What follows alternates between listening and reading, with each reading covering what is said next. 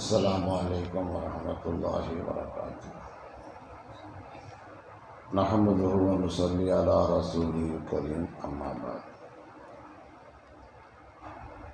क़ाल अल्लाहु तआला फ़िल क़ुरआनिल अज़ीम वल फ़ुरक़ानिल मजीद।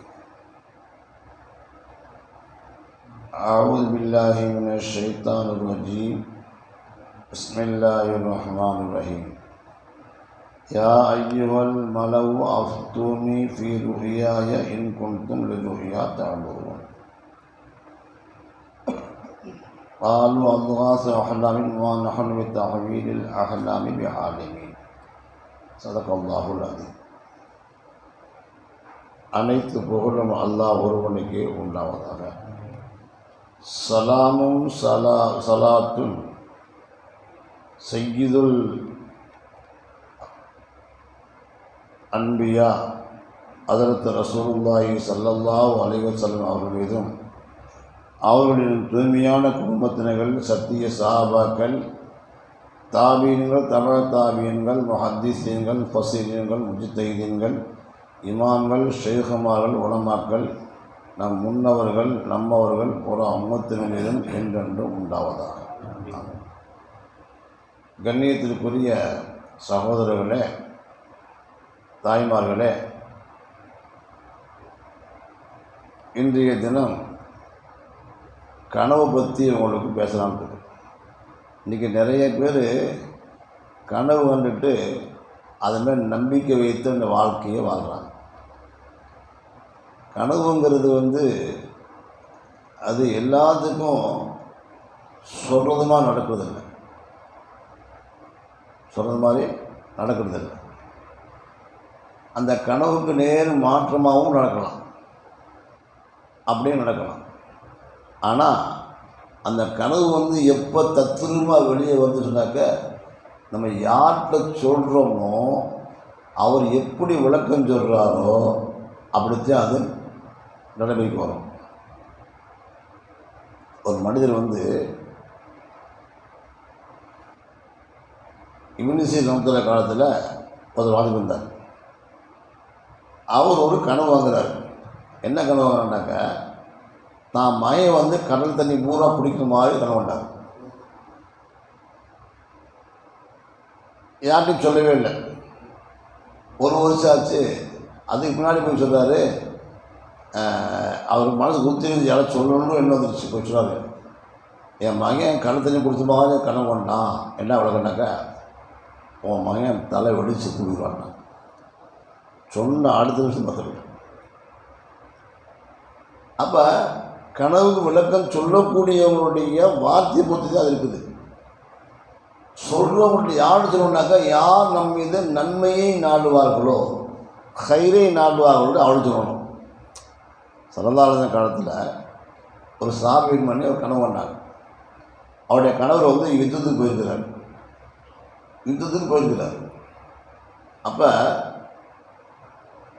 அந்த பெண்மணி தன்னுடைய வீடு இடிஞ்சு இடுது மாதிரி கனவு கொண்டாச்சு. அந்தம்மா உடனே வீடுனாக்கா வீட்டுக்காரர் சொல்லுமா இல்லையா அப்படின்னு அந்த அம்மா நினச்சிக்கிட்டு அழுதுகிட்டே ரசூலுல்லாஹ் வந்துச்சு. யார் ரசூலுல்லாஹ், என் கணவர் யுத்தத்துக்கு போயிருக்கிறாரு. நான் இப்போ ஒரு கனவு கண்டேன், வீடு இடிஞ்சு விடுதமான கனவு கண்டேன், இதுக்கு என்ன விளக்கம் அப்படின்னு கேட்டேன்.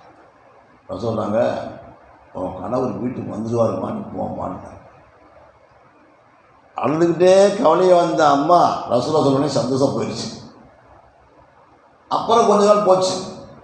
இதே கனவு திருப்பி பார்த்து அந்த பார்த்து பார்த்த உடனே திருப்பி அந்த அம்மா அழுதுகிட்டே ரசூலுல்லாஹ்ட்ட வந்துச்சு. ரசூலுல்லாஹ் மீண்டும் சொன்னாங்க, வீட்டுக்கு போமா, உங்களுக்கு சாப்பாடு உங்களுக்கு கணவர் வீட்டுக்கு வந்துடுவார். சந்தோஷம் போச்சு. இன்னும் கொஞ்ச நாள் போச்சு. மீண்டும் அதே கனவை கண்டுச்சு. இப்போ ரசூலுல்லாஹ் சொன்னால் வர்றாங்க. வீட்டில் ரசூலுல்லாஹ் இல்லை. யார் இருந்தால் ஆயிஷா ரலியல்லாஹு தஆலா இருந்தாங்க. ரசூலுல்லாஹ் எப்போ வருவாங்க, ஏம்மா என்ன விஷயம், ஏன் அதை இணைச்சிடக்கூடாதா, சும்மா சொல்லுமா அப்படின்ட்டு ஆசிரியர் தான் கேட்டாங்க. அப்போ அந்தம்மா ரசூலுல்லாஹ்வுடைய மனைவி தானே, சொன்ன என்ன அப்படின்ட்டு நான் கண்ணை கனவு சொல்லிச்சு.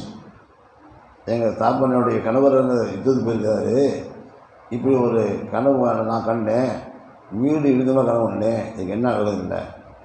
உடனே அந்த மாதிரி நினைக்க, உன் மனசை தெரிவிக்கம்மா, எதுவும் கவலைப்படாத, யுத்தத்தில் உன்னுடைய கணவர் மூத்தா போயிட்டாரு. 2 தடவை சிறந்தா சொன்னாங்க, திரும்பி வந்துடுவான்னு சொன்னாங்க. இதே கணக்கு தான். இப்போ ஆயிஷல்ல என்ன சொன்னாங்க, மூத்தாவை சொன்னேன், அதே மாதிரி மூத்தா போயிட்டேன். மூத்தா போனதுக்கு பின்னாடி இந்த செய்தியை ஆயிஷல்லி தான் வந்து ரசூலாட்ட சொல்லுவாங்க. இப்படி ஒரு அம்மா வந்துச்சு, இந்த மாதிரி கேட்டுச்சு, மனசு தேர்த்திக்கம்மா, உன் கனவு என்ன சொன்னேன். இப்போ ரசூலா சொன்னாங்க, ஏன் நல்லது சொன்னால் குறைஞ்சா வீர போகிற சொன்னாங்க, நீ இது கனவுக்கு நல்லது சொன்னால் குறைஞ்சா போயிட போறீங்க அப்படின்னு சொன்னான்.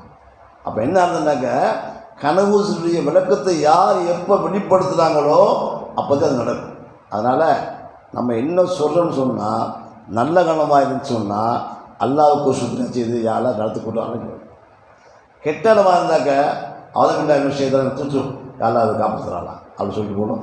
அதுக்கு ரொம்ப மனசு இருந்தாக்க ஒரு தர்மம் செஞ்சால் போதும், அது நடக்காமல் போயிடும். இதுதான் நம்மளுடைய கொள்கை, இது மாற்றக்கூடாது. ஒரு இது சில காலத்துக்கு இருந்த மாதிரி கனவுடைய விளக்கம் மாறவும் செய்யும். காலத்து மாதிரி கனவு விளக்கமாக மாறவும் செய்யும். சில பேர் கனவு காங்கலே கனவுன்னு சொல்லுவாங்க. அப்பயும் இனிமேல் யார்கிட்ட சொல்கிறோமோ அதை கொண்டும் அது நடக்கவும் செய்யலாம், நடக்கவும் செய்யலாம். இப்படி சிறுமணத்தில் ஒருத்தர் வந்தார்.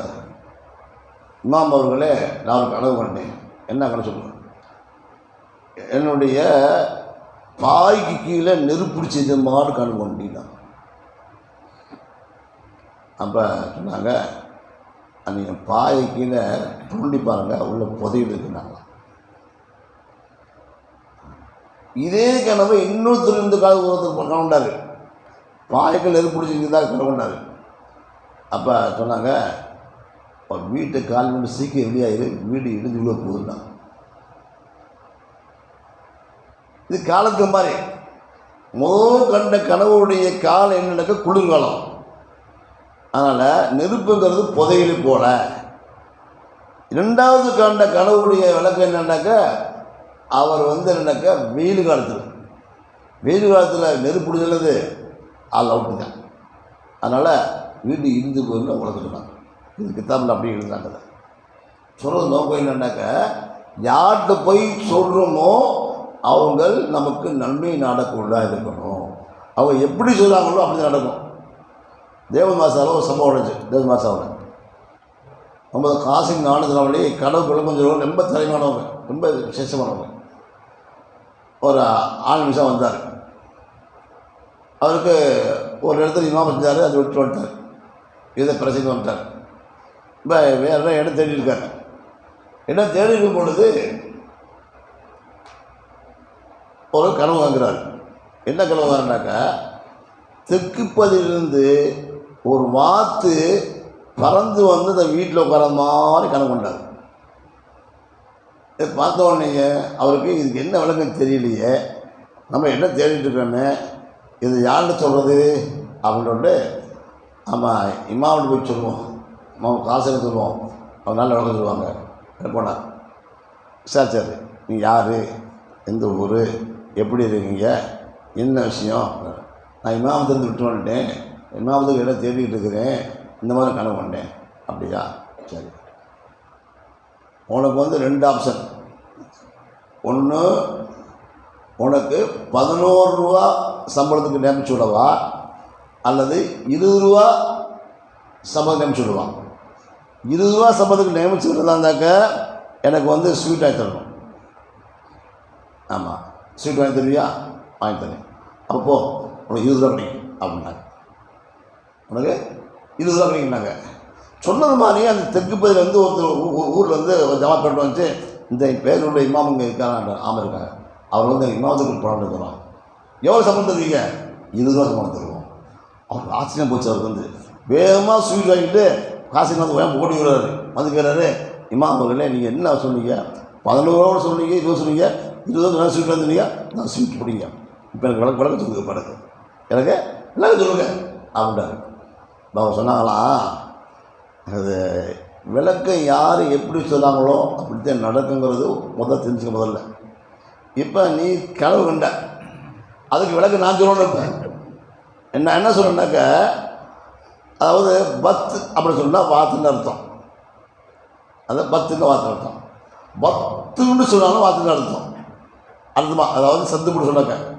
இப்போ பாவுக்கு 2, தோவுக்கு 9. ஒரு தோல் சொன்னால் 9 2 11 ரூபா. 10ன்னு அடுத்து சொன்னாக்க 2 ஒரு தோய்க்கு 9, 2 தோய்க்கு இதாக 18, பாவுக்கு 2 20.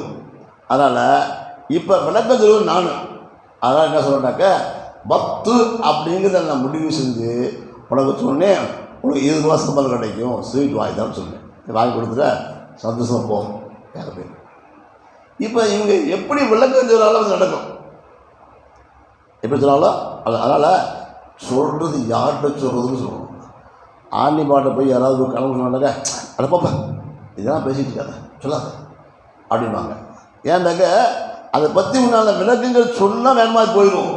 அதை கொண்டு சொல்லக்கூடாதுவாங்க. நல்லவங்களை கொண்டாலும் சரி, இந்த சரி, அதை பாப்பா கனவு மேலே நம்பிக்கை வைக்காத, அல்லாமல் நம்பிக்கை வை. கனவு அதை நம்பிக்கை வைக்காத, அல்லாமல் நம்பிக்கை வை அப்படின்னு சொல்லுவாங்க. யூசுப் அலைஹிஸ்ஸலாம் சம்பவத்தில் நடந்த விஷயம் என்ன, கனவு காணாத ஒருத்தர் கனவு கொண்டா சொல்றதுனால வந்துருச்சு விளக்கு. என்ன அப்படின்னாக்க, யூசுப் அலைஹிஸ்ஸலாம் சிறைக்கு வந்துட்டாங்க. சுலேகாவுடைய அந்த இதனால் யார்தான் இந்த பெண்கள்கிட்ட இருக்கிறத விட சிறைச்சாலை மேலே சிறைக்கு வந்தாங்க. சிறைக்கு வரும்போது இவங்க கூட 2 அது அரசுடைய வேலையாட்கள் கைதியாக உள்ளே வர்றாங்க. 3 பேர் இருக்காங்க. இப்போ அவங்க 2 பேரும் பார்க்குறாங்க, சிறைக்குள்ள பார்க்குறாங்க. இப்போ எல்லாம் சிறைக்குள்ள போயிருக்குது, அது ஜாலியான வாழ்க்கைப்ப வேலை பார்த்துக்கு யார் அரசியல் அது சிலை விட ஜாலியாக இருக்கலாம். சோசா வேலை தருவாங்க, சாப்பாடு வேலை தருவாங்க. அது கம்மிட்டு இருக்காங்க. வெளியே பேசிதான் சரி போய் சிரமட்டு வெளியே பெரிய தியாகம்னு சொல்லுவார். அதே விஷயம் அன்னைக்கு அப்படிலாம் கிடையாது. சிறைச்சாலைங்கிறது கஷ்டமான ஒன்று, ரொம்ப கஷ்டமான ஒன்று. இப்போ இவங்க கூட 2 பேர் போன உடனே அவங்க 2 சொன்னாங்க, ரொம்ப நல்ல மனிதர் இருக்கிறாரு, இவன் என்ன செய்வான், இதான் அவனுக்கு கேட்கலாமா அப்படின்ட்டு 2 பேர் யோசிக்கிறாங்க. அதனாங்க யூசுஃபை அவங்களுக்காக நாங்கள் 2 பேரும் ஆள்களுக்கு கனவு கொண்டோம், அது விளக்கம் சொல்லுங்கண்டார். என்ன கனவு கொண்டேன் சொல்லு. இப்போ சொல்கிறாரு, நான் அரசருக்கு பாடம் போட்டிக்கிட்டு இருக்கிறேன். என் மேலே தவறான ஒரு இட்டு கட்டி என்னைய ஜெயிலுக்கு அனுப்பிட்டாங்க. ஆனால் இப்போ திருப்பி நான் கனவு கண்டேன், மீண்டும் நான் அரசுக்கு பானை போட்டு தான் கனவு கண்டேன், இதுக்கு என்ன விளக்கம் அப்படின்னு கேட்டார். இன்னொருத்தர் அரசருக்கு சமையல்காரர். நான் அரசருக்கு விஷத்தை கலந்து கொடுத்ததாக என் மேலே பணிக்கு போட்டாங்க. அதனால் நான் இப்போ நான் கனவு கண்டேன். என்ன கனவுனாக்கா, என்னை என் மேலே தலையில் சாப்பாடு இருக்குது, அந்த சாப்பாடை ஒரு பறவை கொத்தி ஊற்றிங்க தான் கனவு கண்டேன், இதுக்கு என்ன அவன் கேட்டார். ஆனால் 2 பேருமே கனவு காங்கல, பொய் இல்லாம ஏதாவது கேட்குறதுக்கான கேட்குறாங்க. அப்போ பொதுவாக நல்லவங்களுடைய பழக்கம் என்னன்னாக்க, ஒரு கேள்வி கேட்டான்னாக்க முதல்ல அவரை பற்றி விசாரிப்பாங்க. நீ யாருப்பா, எங்கேருந்து வந்துருக்குற, என்ன செய்கிற, தொழுகுறியா, என்ன செய்கிற, நீ சிலை வணக்கம் செய்யலாமா கூடாதாச்சே, அதுதான் அவர்களுடைய ஏற்றுக்கொண்டு அப்படின்ட்டு அவங்களுக்கு சொல்கிறாங்க. பொதுவாக ஒரு வெயிட்டாக உள்ள ஒரு அஜித் இருந்தாலும் சரி, ஒரு பருவம் இருந்தாலும் சரி, தன்னுடைய பவரை அங்கே தீனுக்கான முதல்ல பயன்படுத்தணும். முதல்ல சொல்கிறதுக்கு முன்னாடி, அது விளக்கம் சொல்கிறதுக்கு முன்னாடி, அதில் ஒரு தரிசனமாக பார்க்குறாரு ஒருத்தர், அப்படியா என்ன பிரச்சனையா, சரி முதல் நீ தொழுகுறியா, நீ குர்ஆன் ஓதுறியா, அதை போது செய்ப்ப முதல்ல அப்படின்னு முதல்ல சின்ன மார்க்கத்தை எடுத்து சொல்லி அவர் பார்த்துக்கலாம். முதல்ல ஃபஸ்ட் பார்த்தோம், அப்புறம்தான் அவருக்கு அதை விளக்கம் சொல்லுறதுக்கு இதுதான் நம்முடைய பெரியாலே பழக்கம். அந்த மாதிரி யூசுப் அலைஹிஸ்ஸலாம் சொன்னாங்க, என்னது பல சிலை வழக்குகள் சிறந்ததா அல்லது ஒரு தெய்வ வழக்கு சிறந்ததா அப்படின்னு கேட்டாங்க.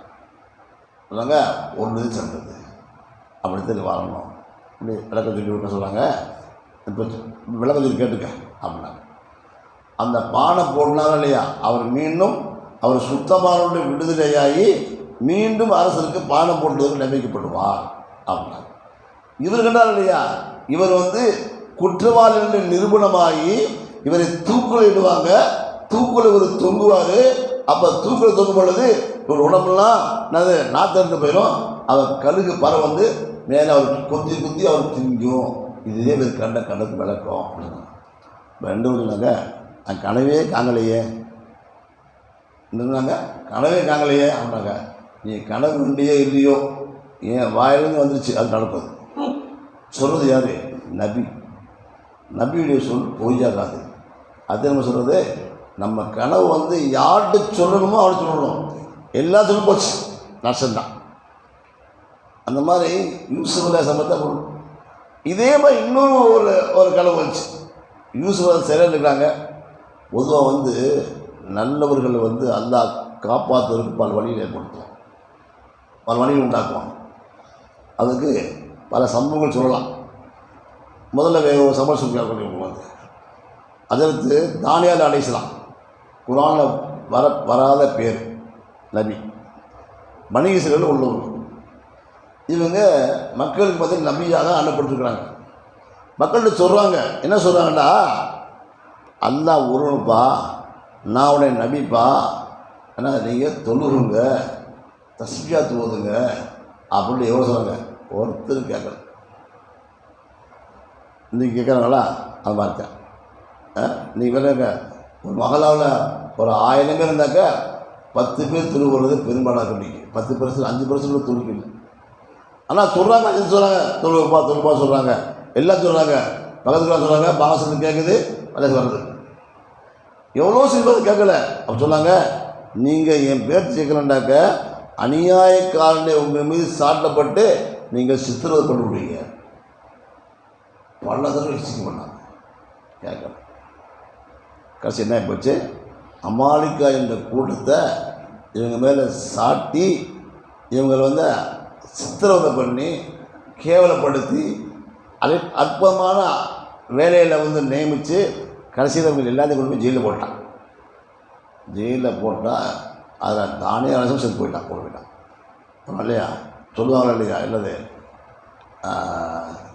ஒரு ஊரில் தீவுகள் நிறையா இருந்தாங்கன்னாக்க நடுவில் சேர்த்து போவோம். அது ஆமாம், அது மாதிரி இவங்க ஜெயிலில் போயிட்டான். இப்போ ஜெயிலில் போய் அப்போ உள்ள பேங்க் சொல்கிறாங்க, நான் சொன்னி கேட்டீங்களா? இப்போ சித்தர் அறிவிக்கிறமா இல்லையா? நீங்கள் நம்பிக்கை நான் நம்பிக்கிறேன், நான் சொன்னது கேட்கல, போச்சு, ரொம்ப கஷ்டப்படும். இப்போ சொல்கிறாங்க, ஒன்றும் பிரச்சனை இல்லை, இப்பயும் அல்லாண்டு கேளு, அல்லா வழி உண்டாகும், அதுக்கு உண்டாகும்.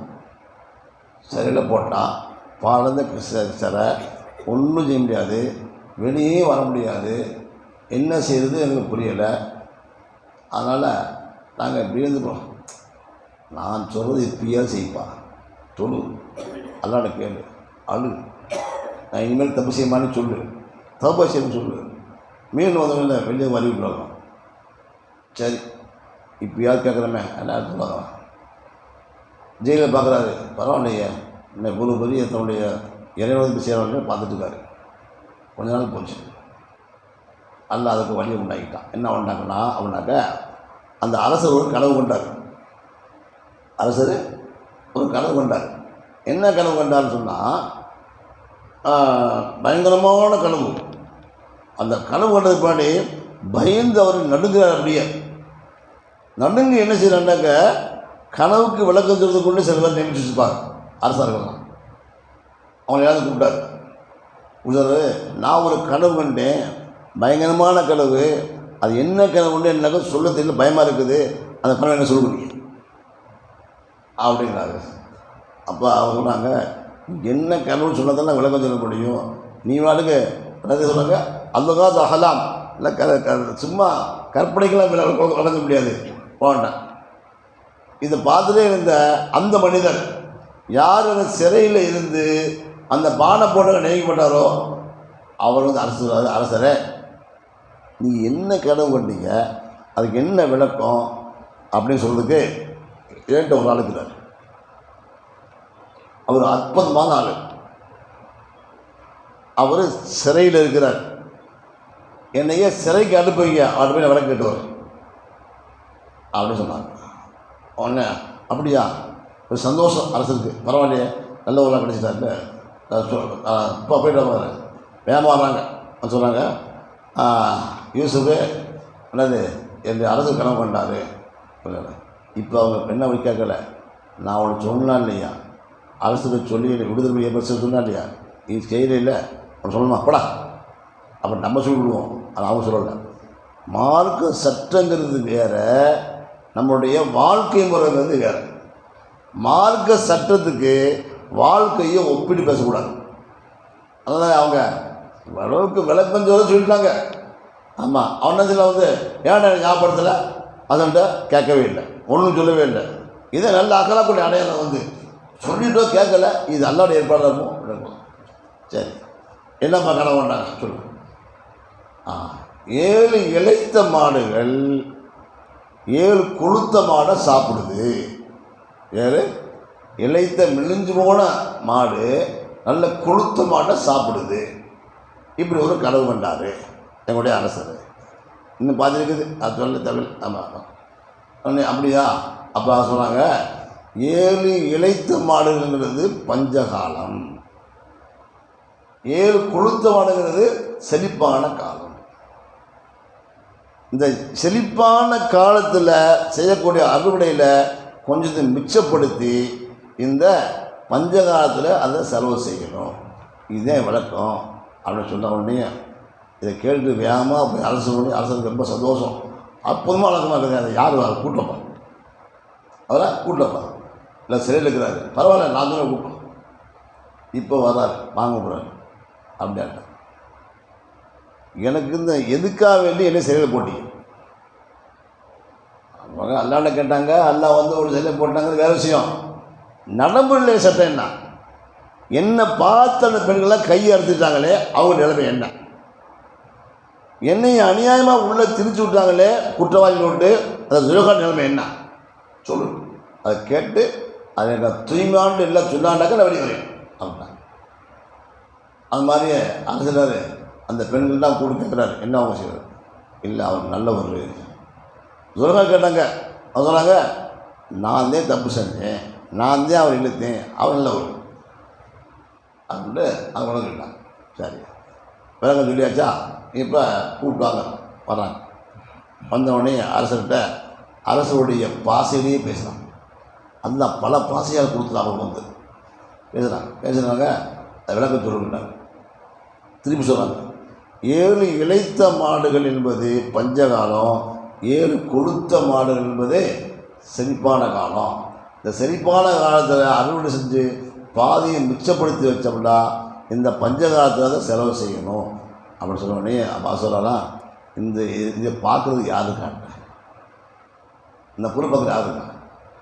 உடனே யூஸ் சொன்னாங்க, நான் பார்க்கறேன் அப்படின்னு சொல்லலாமா? பொறுப்பை தேடி போகலாமா? யாருமே அங்கே தயாராக போகலாம், யாருமே தயாராக இல்லை, அதுக்கு தகுதிகளாம் யாருமே இல்லை. நமக்கு தான் போய் விளக்கு தெரியுனாக்க என்ன செய்யலாம்? பழக்கப்படுத்துகிற வரைக்கும் 4 பேர் தெரியுற வரைக்கும் என்ன செய்யலாம்? அந்த பொருளை போகலாம். சேலத்தில் கூட ஒரு வட்டாட்சி மாதமாக கூட மீட்டிங் போட்டிருந்தாங்க. இப்போ நான் தான் வட்டாட்சி மாதம் தேவை அப்படின்னு பேசுகிறேன். பேசிட்டு சரி தேர்ந்தெடுக்கலாம், யாரை போடலாம் அப்படின்னாங்க. நான் அடிக்கிறேன், என்ன பதவியை தேடி போகலாமா கேட்டாங்க. நான் தேடி போகல, இது எப்படி நடத்துங்கிறது எனக்கு தெரியும், வேறு மாவட்டத்தில் நான் நடத்திருக்கேன், நான் நடத்துறதுக்காக வேண்டி நான் அனுமதிக்கிறேன், கொடுத்துட்டா சரிங்க, சரி கொடுத்தான். அதே மாதிரி 3 வருஷத்துக்கு பின்னாடி நான் அப்படி சொல்லிட்டேன். நான் அன்றைக்கி கேட்டது எனக்காண்டி கேட்கல, வந்தவங்க இன்றைக்கி எல்லாத்தையும் புரிஞ்சு வச்சு எல்லோரும் நீங்கள் போட்டிக்கு வருவீங்க, யார் தலைவர் தயார் அந்த அளவுக்கு இது கூடாது, நான் வரேன். இப்போ தேர்ந்து வைக்க ஏன் சொன்னால், ஒரு பொறுப்புக்கு யாருமே அங்கே தகுதியாக இல்லைன்னு சொன்னாக்க, அந்த நேரத்தில் நம்ம தகுதி இல்லைனாக்க, நம்ம தட்டி கழிச்சோம்னாக்க நம்ம தான் குற்றவாளி. நான் அடிக்கடி மாசார் சொல்கிறது, மாதம் மாணவ மண்டல தலைவர்கள் போட மாட்டாங்க, அஜித்து அதை போட்டாதீங்க, எடுத்து பெரிய தலைவலி, எல்லாம் பண்ணி கண்டோடி கேள்விப்பானுங்க, என்ன செய்வானுங்க, ஆமாம் திட்டுவானுங்க, உள்ள கணக்கு கட்டுவாங்க, எல்லாம் செய்வாங்க. இது தேவையானக்கு நான் பாட்டு அந்த ஆள் ஒதுங்கி போயிருந்தேன். டே ஒதுங்கி போகக்கூடாது, நாளைக்கு சமுதாயத்துக்கு தலைவர் நீ. இப்படிலாம் பல பிரச்சனை வரது தெரியும். வந்தாலும் அதை எதிர்கொள்ளணும், அது தயாராகணும், சமாளிக்கணும், முன்னே சொல்லணும். நான் அதை அந்த இடத்துலையும் நல்ல பேர் வாங்கணும், பொறுமையாக இருந்து. அதான்ப்பா பொறுப்பு. அடிக்கடி மாணவர்கள் நான் நசீது பண்ணுறது உண்டு. அதனால் அந்த நசீது செஞ்சுட்டு பின்னாடினாக்க யார் சொல்லணும் அவங்க ஏற்றுக்குவாங்க. அவங்களே கேட்க மாட்டாங்க, எனக்கு போட சொல்ல மாட்டாங்க. நம்ம சொல்கிறாலும் ஏற்றுக்குவாங்க, பிள்ளை ஏற்றுக்குவாங்க. காரணம் என்னன்னாக்க இந்த பொறுப்பு பெரிய பொறுப்பு தான், சாதாரண பொறுப்பு இல்லை. ஆனால் பல பேர் பல கேள்வி வைப்பாங்க, பல மாதிரி இருக்கும். கூட இருக்கக்கூடிய நண்பனே திட்டுவோம். நடக்கிறது விஷயம் தான். அதனால் தலைமை சாதாரண விஷயம் இல்லை. ஆனால் அந்த பதவியை யூசுப் எல்லாம் கேட்டு வாங்கினான்னாக்க எதனால் கேட்டு வாங்கினாக்க அந்த நேரத்தில் யார் தெரிஞ்சுட்டாலும். அதனால சொல்லுவாங்க, ரேஷன் கடையை முதல் ஆரம்பிச்சுடுறது யூசுப் அலிஸ்லாம் தான். ரேஷன் வந்து ஏழைகளுக்கு முறையான பொருள் அவங்களுக்கு பொருள் வீடு சேர்ந்துக்காக வேண்டி அந்த இதை செக்ஷனை உண்டாக்கிவிட்டதே யூசுப் அலிஸ்லாம் தான். அந்த மாதிரி ஒரு நல்ல பொறுப்புகளை வந்து என்ன செய்யறது, நமக்கு தெரியுது, வேறாக்கு தெரியனாக்க அது தட்டி கிடைக்கிறது நல்லதில்லை. அல்லாஹ் தஆலா யூசுப் அலைஹிஸ்ஸலாத்தை ஒரு அடிமையாக இருந்து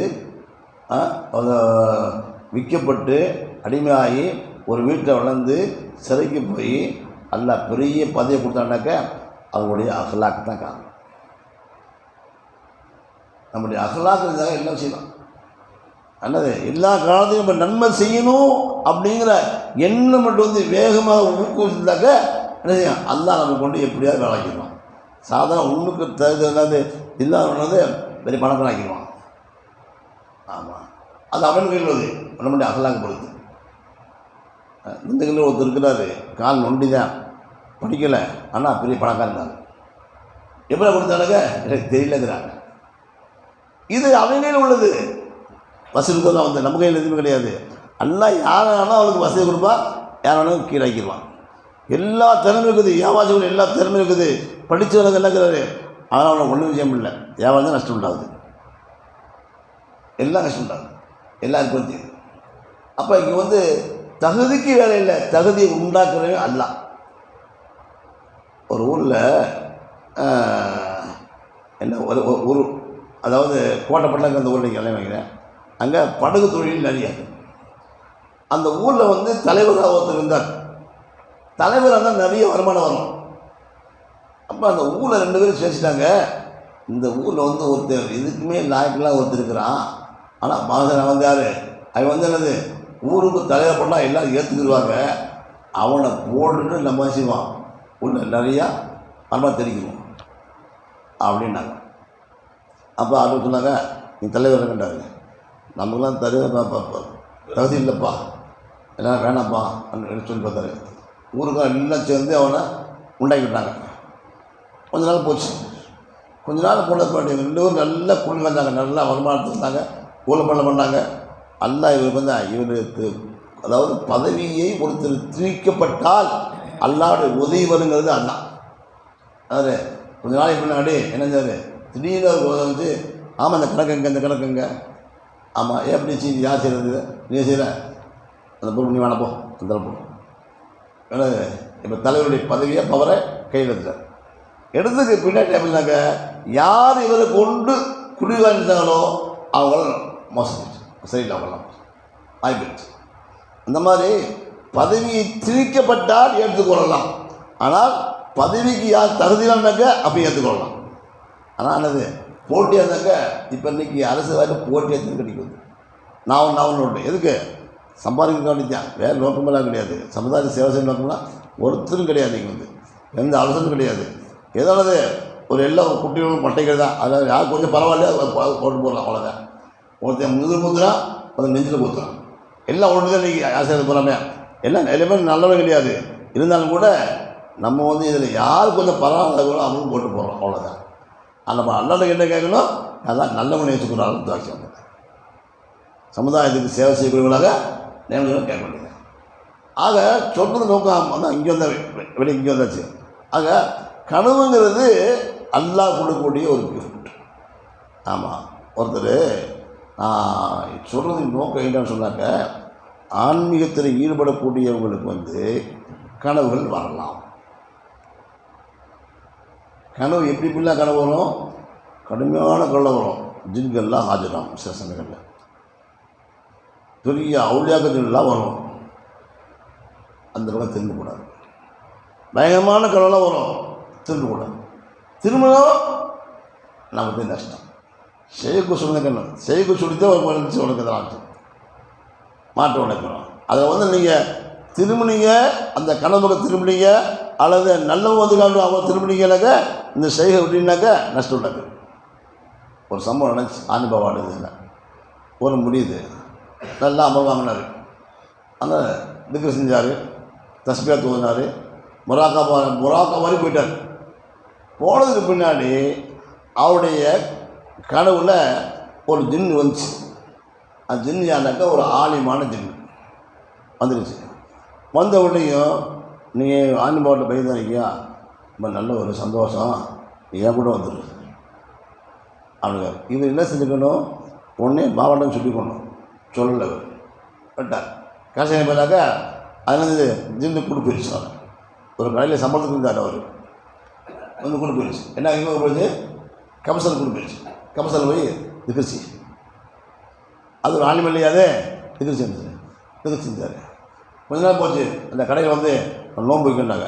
சரி நோம்பு தான் இங்கே போகிறேன், நோம்பு வச்சு சாப்பாடு முடிச்சுருந்தான். கடைக்கார சாப்பாடு அதையும் நோம்பு வைக்க ஆரம்பித்தார். அது போன ஆரம்பித்தார். இப்படியே போனார். சொன்னார், கடையில் நின்றுட்டார். அது பெரிய ஜிப்பை போட்டார், தலைப்பா கட்டினார். அப்புறம் வெளியே பண்ணது பார்க்க வச்சார். வெளியே போட ஆரம்பிச்சார். அவருக்கு பேர் என்னது, சாயிப்னு சொல்லி பேர் ஆகி போயிடுச்சு. அவருக்கு உங்களுக்கு அவர் தெரியுமான்னு தெரியல. அது பேர் ரஹமத்துல்லா. அது பேர் எம்ஆர் பண்ணுறதுக்கார். அவர் அவன் எல்லாம் தெரிஞ்சு உங்களுக்கு நேரத்துக்கு அவரை பற்றி அப்போ நேராக போய் பார்த்துட்டு வந்தேன். அப்படி அந்த ஜின்னு மேலே தான் சரி, கோபம் கடுமையாக ஒரு அவருக்கு ஆனால் இப்போ என்னது, ஆணிமா விட்டுட்டாரு, சொந்தமாக அந்த ஜின்னுகோடையும் சொபத்து வச்சுட்டார். எந்த அளவுக்கு சொபத்து வச்சுட்டாருன்னு சொன்னால், அந்த யாராவது ஒரு ஆன்மிசா கூட்டு வச்சு பயணிச்சுவாங்க. பயான் செஞ்சாக்கா பயானுக்கு அற்புதமான விளக்கம் அந்த ஜின்னு மூலமாக அவருக்கு கிடைக்கும். சரி, இப்போ அதனால் எம்ஆர் பட்டலாம் தொண்டி பார்த்து அந்த ஊர் இருக்குது.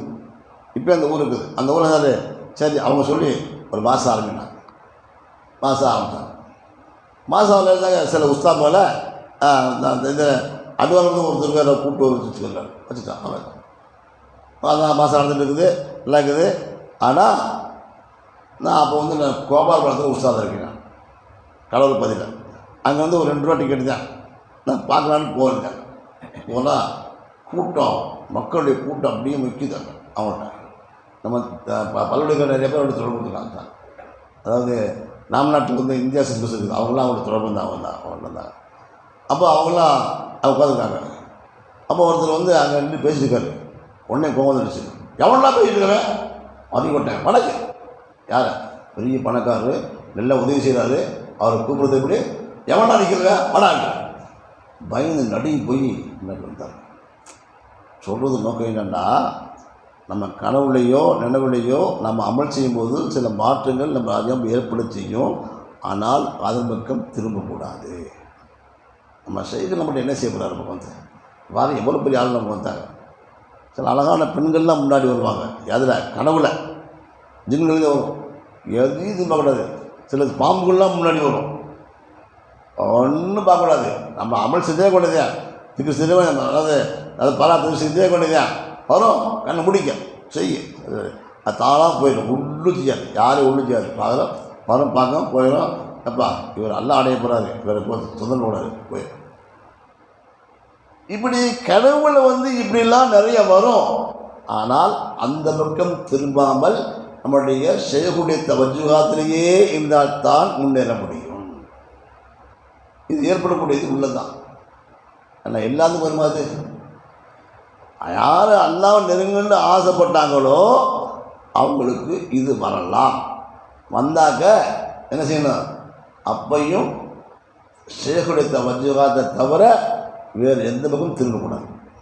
திரும்பணும் அப்படின்னாக்க நமக்கு அடி. கடைசி என்ன போச்சு, அவர் ராமத்துல்லாங்க அவன் ஆணிபாவட்டுக்கு விளையாடினார், போயிட்டார், தனியாக வச்சார், விஜயா வச்சார். அங்கேருந்து ஊர்லேருந்து அவரை விரட்டி விட்டாங்க. இது பத்தில் பூரில் பத்தில் ஒரு இடம் வாங்கினார், தங்கினார். அப்புறம் பார்த்தாயிட்டார். அது விஷயம் நான் பார்த்துருக்கேன். அவர் அதனால் சாஹிபு ஜின்னு வச்சுப்பார் கையில் இருக்குது, ஜின்னு கையில் நிறையா இருக்குது அவர்கிட்ட. நிறையா ஓதி பார்ப்பார், சோகம் கிடைக்கும், எல்லாம் கிடைக்கும், பார்த்துருக்கேன், சந்திச்சிருக்கேன், பேசியிருக்கிறேன். ஆனால் எப்போ ஜின்னோட்டு வசமாக போச்சோ அதை பற்றி அவர் சாப்பிட்றது இல்லை, விட்டார். டீ மட்டும் குடிப்பார், வேறு மட்டும். அப்படியே மேலே வாழ்ந்தார். சாத்தியப்படுமா? சாத்தியப்படும். ஜின்னு மூலமாக தான் அதுக்கு கிடைக்கலாம். அதான் விஷயம். அது சொல்கிறது நோக்கம் என்னன்னு சொன்னால், நாம் அமல் செய்து கொண்டு இருக்கும் பொழுது ஒரு மாற்றங்கள் உண்டாவதற்கு யாராவது வழியை ஏற்படுத்துவாங்க. அது யாராவது மனித மூலம் வரலாம், அது ஜின்னு மூலம் வரலாம். நம்ம யார்கிட்ட பையத்து வாங்கினோமோ அவருடைய தவஜுகாத்து கடைசி வரைக்கும் இருந்தால் தான் நமக்கு முன்னேற முடியும். இதெல்லாம் பல சோதனைகள் எண்ணி வரக்கூடியது. இவையெல்லாம் தாண்டி வந்தால் தான் நமக்கு முடியும், இல்லைன்னா முடியாது. எல்லாம் நம்மளை கவர்ச்சி வாங்கினாங்க. நம்ம எல்லாம் நல்ல அமர்ச்சிக்குள்ள அது வாங்கணும், செய்யக்கூடிய தவஜுகாத்து முழுமையாக இருக்கணும்.